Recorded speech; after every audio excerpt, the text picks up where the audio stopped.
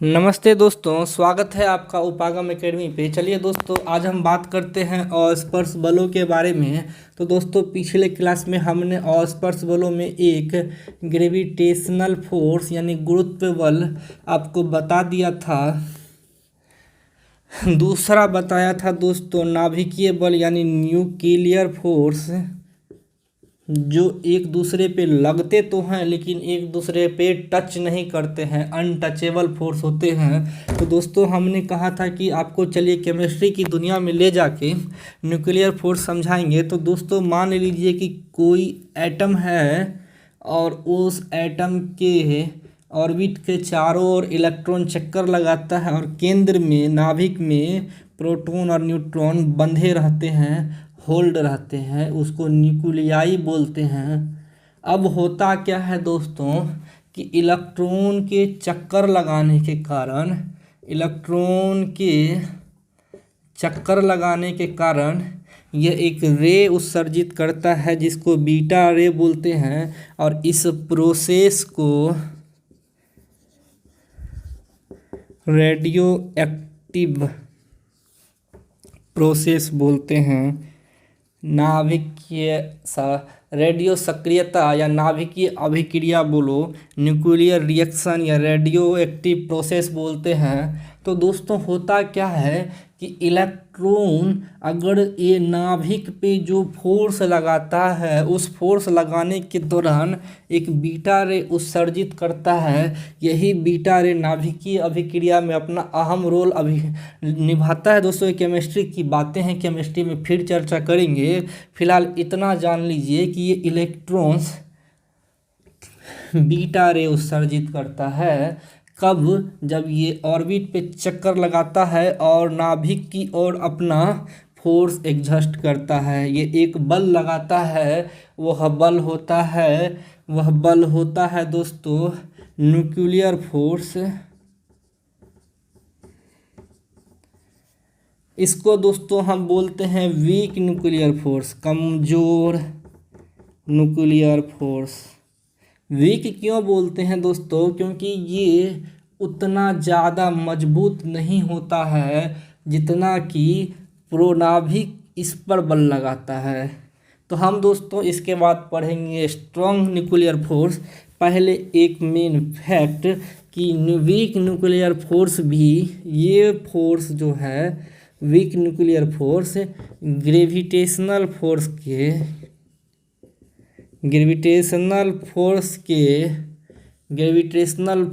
के 10⁻25 गुना ज़्यादा होता है। यानी ग्रेविटेशनल फोर्स बहुत कम होता है। अगर किसी एटम पे यह जो बल लगाता है वो इतना ज़्यादा होता है जितना कि कोई ग्रेविटेशनल फोर्स 10⁻−25 होता है। इसका मतलब ये ग्रेविटेशनल फोर्स का 10⁻25 गुना ज़्यादा मजबूत होता है। तो इससे भी मजबूत अब एक बल है दोस्तों, वह बल है स्ट्रॉन्ग न्यूक्लियर फोर्स। स्ट्रॉन्ग नाभिकीय बल क्या होता है दोस्तों? जब नाभिक के केंद्र में प्रोटॉन और न्यूट्रॉन है, अब ये बच्चा दोनों चाहता है कि हम आज़ाद हो जाएं, और ये भी तो कक्षा में घूम ही रहा है। जिस बल के कारण इलेक्ट्रॉन सिर्फ राउंड चक्कर लगाता है, इलेक्ट्रॉन कक्षा में घूम रहा है, बाहर निकल नहीं पा रहा है। इलेक्ट्रॉन ऑर्बिट में, कक्षा को बोलते हैं ऑर्बिट में घूम रहा है, ये इस ऑर्बिट को छोड़ ही नहीं पा रहा है, उसको बोलते हैं वीक न्यूक्लियर फोर्स। और इसके निकलने के कारण ये अंदर की ओर जो फोर्स लगाता है उसमें ये बीटा रे निकालता है। तो बीटा रे उत्सर्जन के दौरान जो फोर्स एग्जस्ट होता है उसको बोलते हैं वीक न्यूक्लियर फोर्स। अब बेटा हम समझा क्या रहे हैं कि अब ये बेटा जो है प्रोटॉन और न्यूट्रॉन नाभिक के केंद्र में है। तो नाभिक का मास सेंटर में रहता है जो P+n के बराबर होता है। केमिस्ट्री में पढ़ाए हैं कि किसी भी एलिमेंट या किसी भी एटम का मास प्रोटॉन और न्यूट्रॉन के सम के बराबर होता है। तो प्रोटॉन और न्यूट्रॉन केंद्र में है और ये बेटा दोनों बाहर जाना चाहता है, रहना नहीं चाहता है एक जगह, दोनों झगड़ा करते रहते हैं। लेकिन कोई ना कोई तो फोर्स है, कोई ना कोई तो फोर्स है जो इन दोनों को पकड़ के बांधे हुए है, पकड़ के बांधे हुए है, छोड़ नहीं रहा है। तो नाभिक के मास यानी न्यूक्लियाई के द्रव्यमान, मास को बोलते हैं द्रव्यमान, को बांधे रखना यानी होल्ड करके रखना, बांधे रखना, जो बल लगा, जो फोर्स लगा, उसे बोलते हैं स्ट्रॉन्ग न्यूक्लियर फोर्स। अब किसी को दोस्त अगर दिक्कत हो तो आप कमेंट करें, हम सीधा सीधा मतलब कि ये प्रोटॉन न्यूट्रॉन तब तक इसी जगह पे रहेगा जब तक स्ट्रॉन्ग न्यूक्लियर फोर्स रहेगा, और इलेक्ट्रॉन तब तक अपने कक्षा में चक्कर लगाते रहेंगे जब तक वीक न्यूक्लियर फोर्स रहेगा। अगर वो फोर्स हटा दें तो इलेक्ट्रॉन पता नहीं कहाँ जाएगा, और वो फोर्स हटा दें तो बेटा प्रोटॉन और न्यूट्रॉन अलग हो जाएंगे। तो सीधा सीधा अगर हम एक समझाएं तो मान लो ये एक फैमिली है और बाप ने बोला दो बेटी, एक भाई बेटा और एक बेटी को कि तुम लोग एक जगह पे रहो, और एक लावारिस बेटा जिसने गलती कर दिया उसको बोला कि तुम राउंड राउंड चक्कर लगाओ, राउंड राउंड चक्कर लगाओ, तब तक लगाओ जब तक कि हम नहीं बोले, जब तक कि हम नहीं बोले, नहीं तो तुमको लाठी से मारेंगे।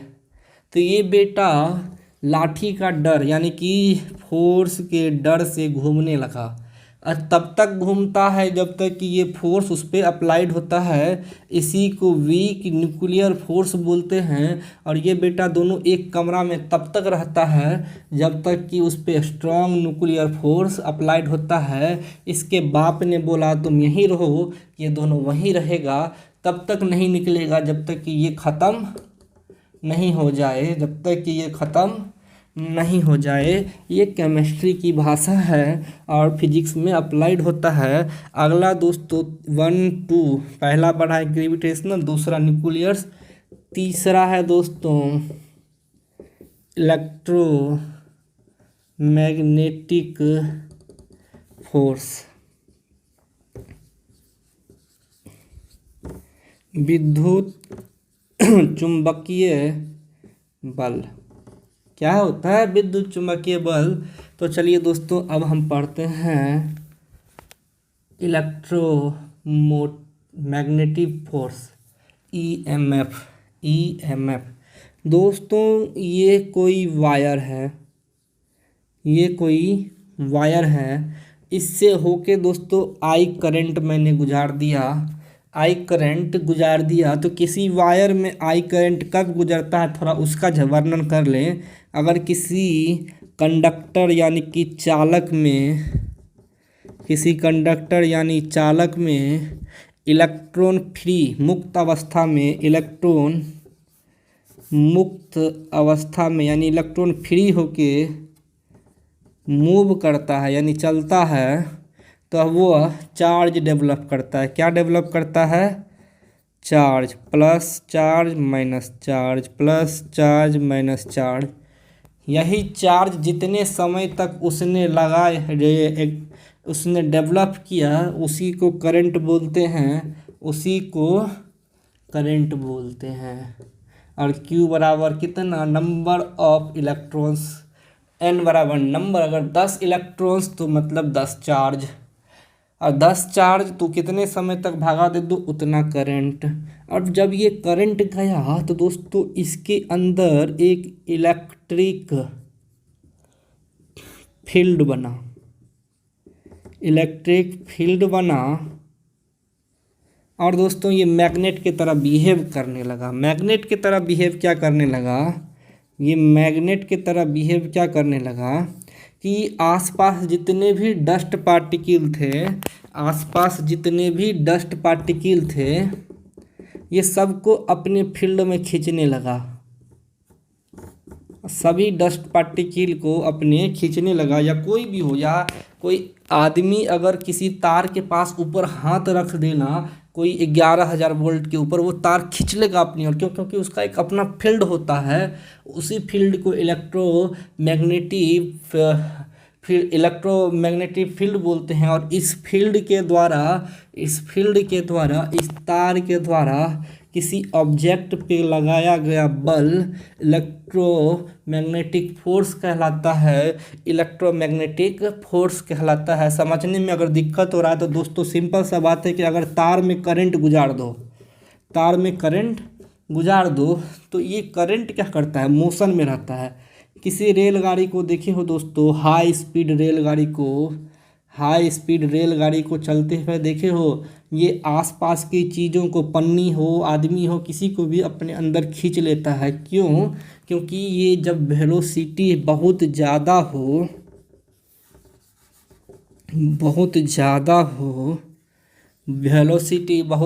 हो तो ये आसपास एक फील्ड बना लेता है, और उस फील्ड के अंदर जो भी चीज़ें आती है वो उसको अपनी ओर खींच लेता है। ऐसा इसका नेचर होता है। इसी को इलेक्ट्रोमैग्नेटिक फोर्स बोलते हैं। अब तो दोस्तों इलेक्ट्रोमैग्नेटिक फोर्स हो गया, तो बस एक चौथा बचता है मैग्नेटिक फोर्स, जो एक मैग्नेट द्वारा दूसरे मैग्नेट पर लगाया जाता है। अगर अपोजिट है तो ये एक दूसरे को अट्रैक्ट करेंगे, मतलब ये इसकी ओर जाएगा, ये इसकी ओर जाएगा। और लेकिन अगर ये सेम पोल के हैं तो ये बेटा इससे दूर जाएगा, ये बेटा इससे दूर जाएगा। कोई दिक्कत, ये आपस में एक दूसरे को ठेल देगा। अगर सेम अपोजिट पोल के हैं तो कैच हो जाएगा। किसी के पास ब्लूटूथ है क्या, चिपक जाएगा, मतलब दोनों अपोजिट पोल के हैं और एक गोल चुंबक को तोड़ दो और उसके अपोजिट पोल को तुम सटाओ, चिपक जाएगा। और उस गोला को एक जगह रखो, दोनों पीछे भागने लगेंगे, उसको मैग्नेटिक फोर्स बोलते हैं। और मैग्नेटिक फोर्स एक दूसरे पर बिना छुए लगता है। तो ये 4 तरह के बल होते हैं दोस्तों, जो अस्पर्श बल के एग्जाम्पल होते हैं। अब लास्टली 2 बल होते हैं दोस्तों, अभी केंद्रीय बल और दूसरा अपकेंद्रीय बल। अभी केंद्रीय बल, अपकेंद्रीय बल, सेंट्रीपिटल फोर्स,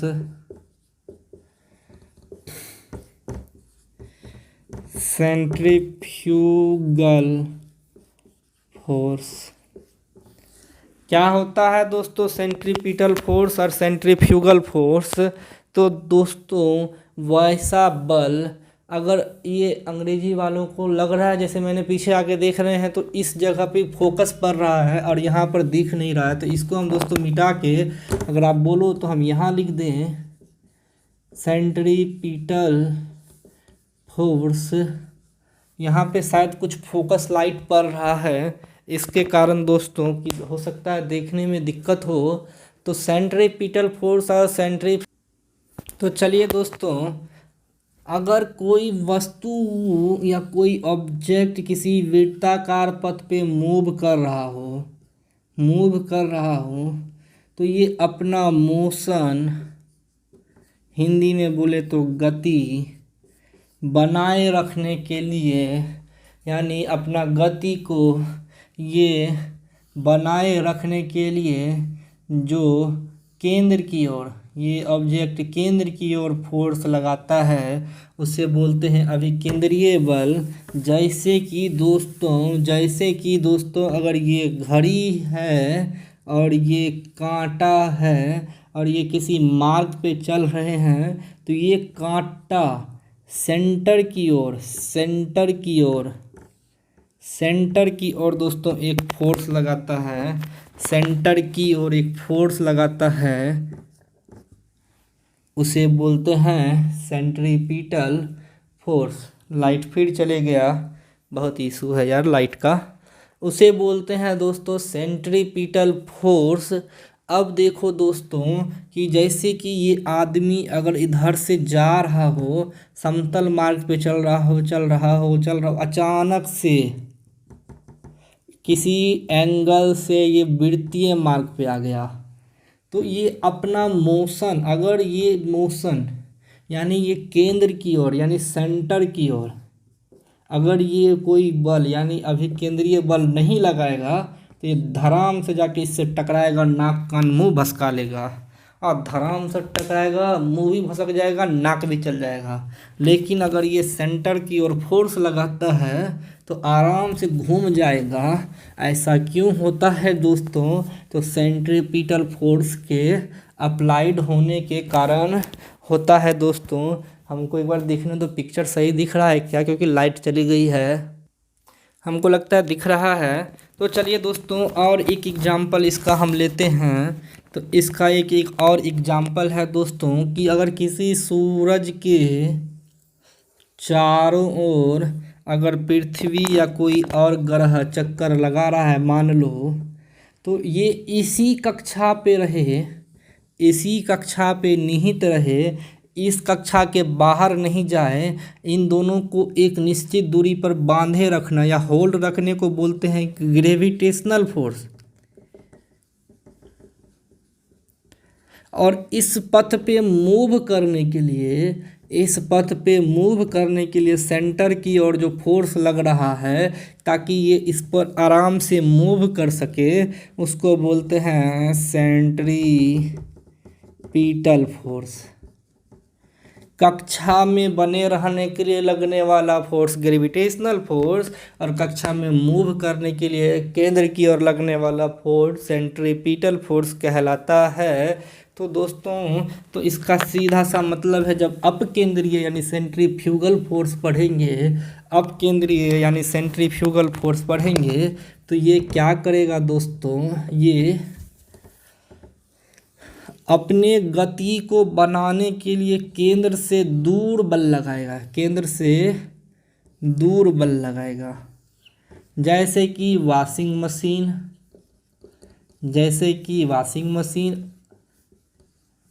मशीन में जब कपड़ा डालो तो ये क्या करता है कि केंद्र से दूर बल लगाने के कारण यहाँ जो क्लॉथ होते हैं इसको फिर अपोजिट ले आता है। इससे कपड़ा हर एक पार्ट बार बार जो यहाँ पर ब्रश रहता है ब्रश के सामने आ जाता है, और उसकी अच्छे से धुलाई हो जाती है। इसके बाद अगर बात करें दोस्तों तो एक मशीन है दूध से मक्खन निकालने की, वो भी यही काम करता है। बार बार केंद्र से दूर बल लगाता है और फोर्स लगा के दूध के एक एक पार्टिकल को तोड़ के मेन पार्ट को बीच में ले आता है ताकि फोर्स बाहर की ओर लगे, ताकि मक्खन एक जगह जमा हो और दूध एक जगह जमा हो। तो दूध से मक्खन निकालने वाली मशीन और वॉशिंग मशीन अपकेंद्रीय बल के उदाहरण हैं, जबकि सूरज के चारों ओर या किसी ग्रह का सूरज के चारों ओर अपनी कक्षा में घूमना वह सेंट्रीपिटल फोर्स का उदाहरण है, और कक्षा में बने रहना ग्रेविटेशनल फोर्स का उदाहरण है। किसी एटम के सेंटर पे द्रव्यमान का निहित होना, प्रोटॉन और न्यूट्रॉन का बंधे रहना, ये स्ट्रॉन्ग न्यूक्लियर फोर्स के कारण है। और इलेक्ट्रॉन का उस ऑर्बिट की चारों ओर घूम के बीटा रे उत्सर्जित करना, एटॉमिक रिएक्शन में हेल्प करना वीक न्यूक्लियर फोर्स है। और किसी वस्तु को अपनी ओर अट्रैक्ट करना ग्रेविटेशनल फोर्स है। तो दोस्तों अगर बल में कोई और दिक्कत हो तो आप बोलें। एक पॉइंट अगर और रह गया बल में, वह दोस्तों है बल आघूर्ण यानी मोमेंट ऑफ फोर्स। अगला पॉइंट और जो लास्ट पॉइंट है दोस्तों बल आघूर्ण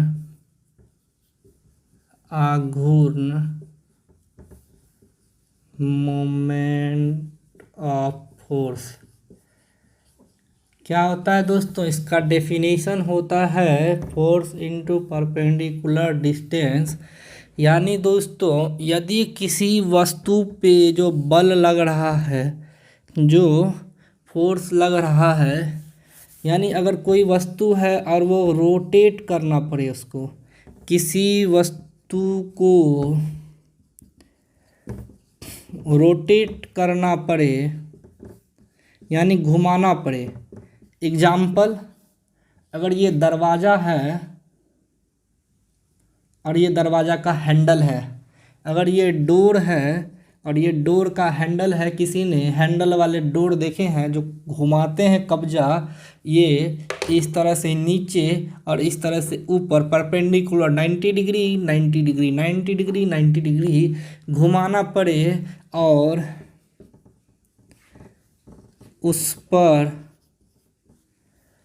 अभिलंब यानी नॉर्मल फोर्स अभिलंब उस अक्ष पे लिखो, यानी कि अक्ष यानी कि उस अक्ष कहने का मतलब दोस्तों एक्सिस, उस एक्सिस यानी ये पॉइंट इसका एक्सिस हुआ, उस एक्सिस पे जो अभिलंब फोर्स अप्लाइड होता है उसके मल्टीपल को उस दिशा में लगाए गए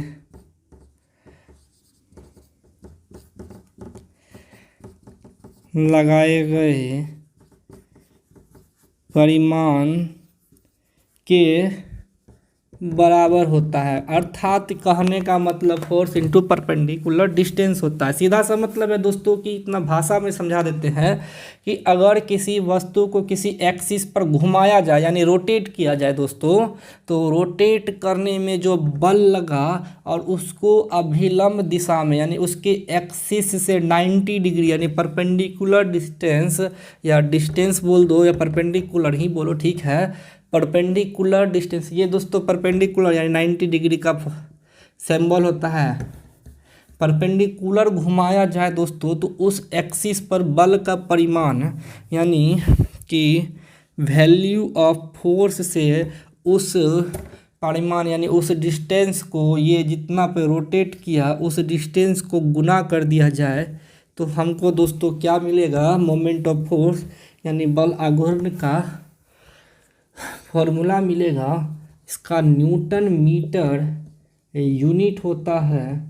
यूनिट के लिए बात डायमेंशन की बात करें दोस्तों तो फोर्स का होता है m into acceleration into metre, तो मास का m, एक्सेलरेशन बराबर v/t²